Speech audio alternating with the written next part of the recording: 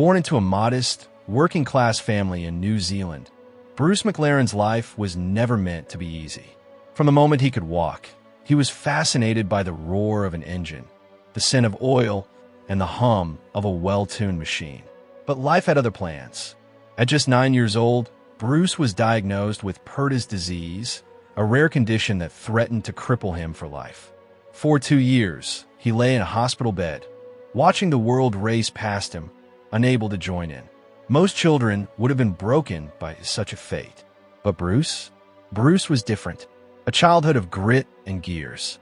Born on August 30th, 1937, in Auckland, Bruce grew up in his father Les McLaren's small service station. While other boys played with toy cars, Bruce spent his days with real ones, watching his father repair engines, asking endless questions, and dreaming of the day he could race. When he finally overcame his illness, he was left with a limp, a permanent reminder of his battle. But Bruce didn't see it as a weakness. If anything, it made him even more determined. He knew he wasn't the strongest or the fastest, but racing wasn't just about muscle. It was about precision, intelligence, and understanding the soul of a car. At 14, Bruce built his first go-kart from spare parts. His first race ended in a crash, but instead of getting discouraged, he went straight back to the workshop, fine-tuning every flaw. He wasn't just a boy with a love for speed. He was an engineer in the making. By 16, he was competing in real races, holding his own against men twice his age. When his father entered him into the 1957 New Zealand Grand Prix, Bruce found himself racing against international stars. He didn't win, but he didn't have to. He had proven he was ready for something bigger. A star is born. Bruce's raw talent caught the attention of Australian racing legend Jack Brabham, who saw something special in the young Kiwi. Brabham offered Bruce a once-in-a-lifetime chance, a seat in a European racing team.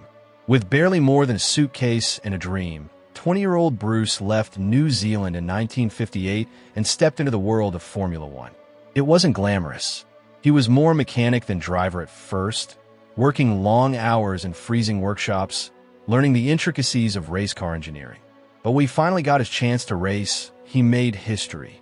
In 1959, at just 22 years old, Bruce McLaren became the youngest driver ever to win a Formula One Grand Prix. It wasn't just a victory, it was a statement. The world now knew his name. But for Bruce, winning wasn't enough. He didn't just want to drive the fastest cars.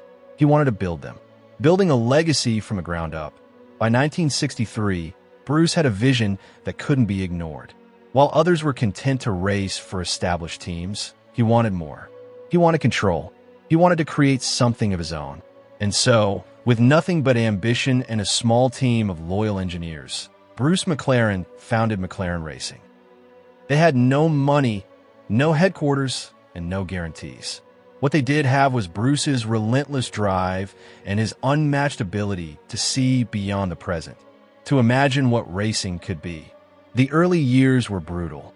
The team worked long nights, slept in the workshop, and often had to scrape together every last dollar just to keep going.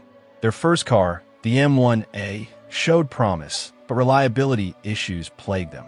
When Bruce suffered a terrifying crash during testing in 1965, some feared it was the end of the dream.